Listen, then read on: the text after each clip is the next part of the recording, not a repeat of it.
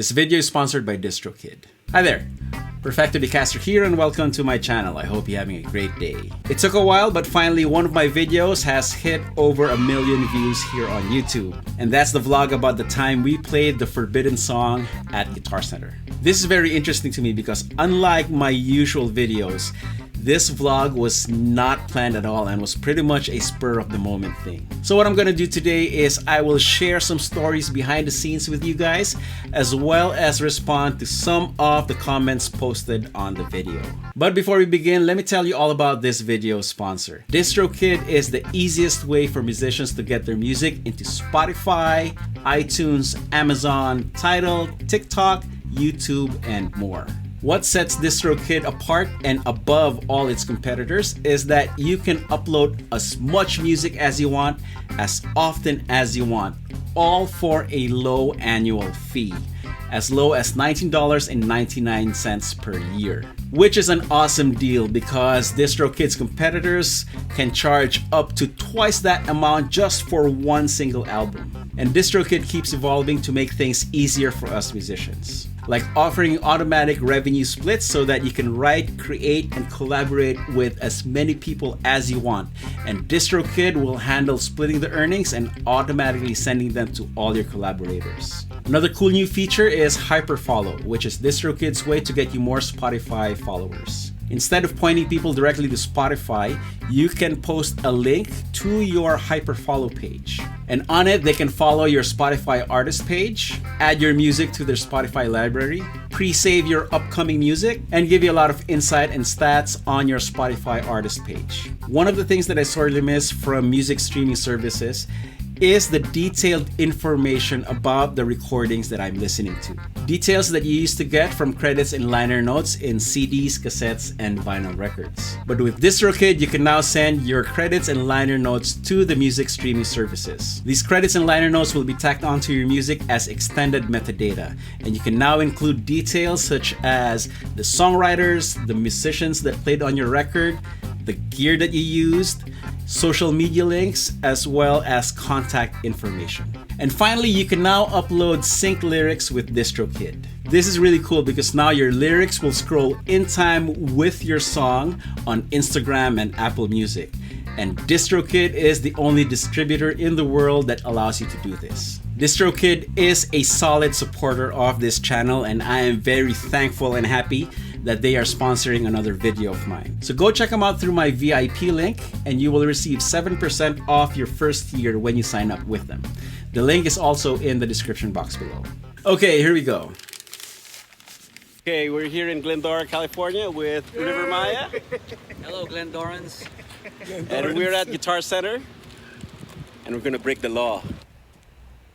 This was shot in Glendora, California, and for those of you who don't know, Glendora is part of Los Angeles County. And this happened last year, September 2019, when River Maya came over from the Philippines so that we could do the River Maya with Perf de Castro US tour. And this is the day after I picked them up from the airport.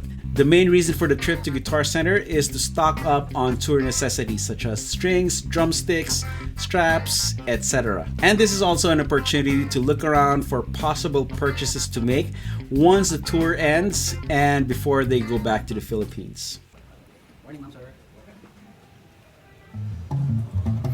Okay, this is Nathan, the bass player. He really is very animated when he plays, so that's not an act at all. That's his that's how he naturally is. Now all of this was shot on my iPhone, so it's handheld and it's just, you know, a bunch of clips that I strung together.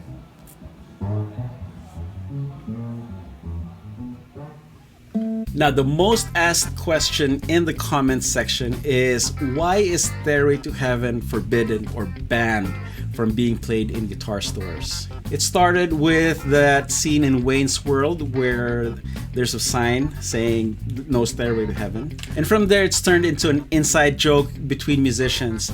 And finally, nowadays, it's a meme. And it's fun to scroll through the comments as well because people tell stories about them being kicked out for playing Stairway to Heaven, or the complete opposite. There are actually guitar stores that encourage people playing Stairway to Heaven. But I guess the main thing is that Stairway to Heaven is such an iconic song and a well-loved song that, you know, people try to play it. However, if you're a music store employee and you hear that song day in and day out blasted from the showroom floor, I can see how that can get annoying, especially if it's played badly.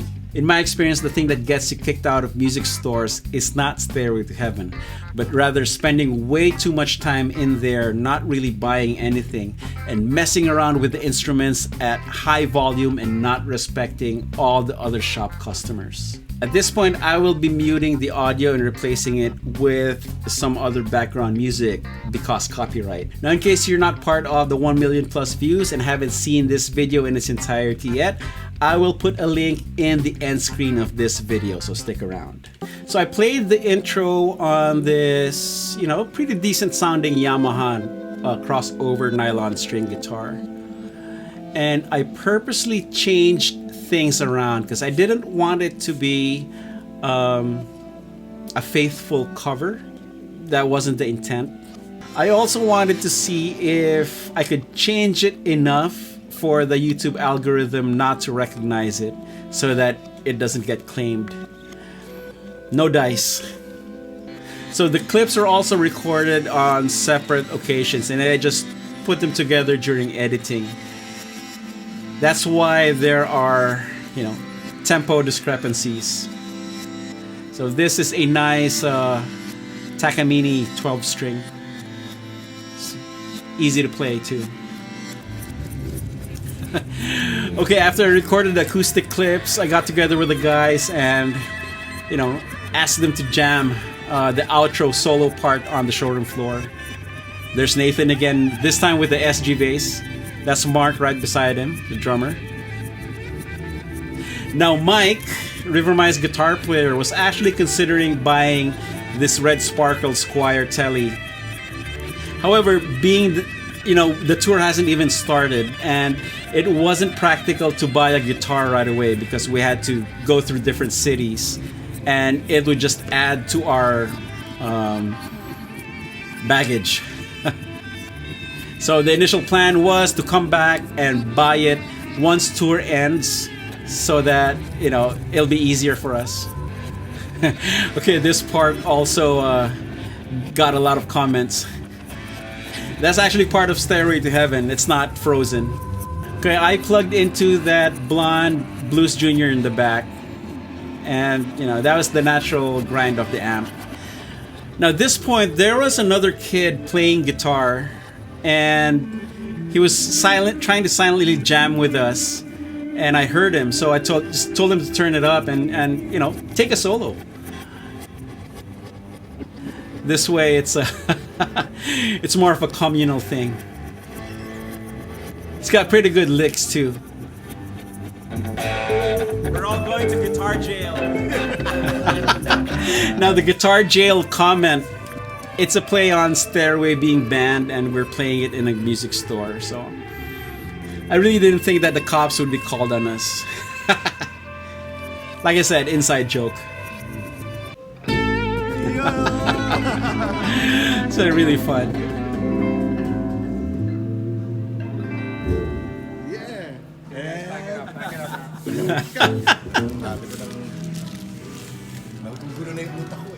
Now going back to those posts that said we just went there to film the video and, you know, we didn't really buy anything. We bought a bunch of stuff. Okay. Just because I didn't film us at the cash register paying for the stuff doesn't mean that we didn't buy anything. And this was the first of many visits to Guitar Center over the course of the tour. Mike eventually bought a Fender Richie Kotzen Telecaster.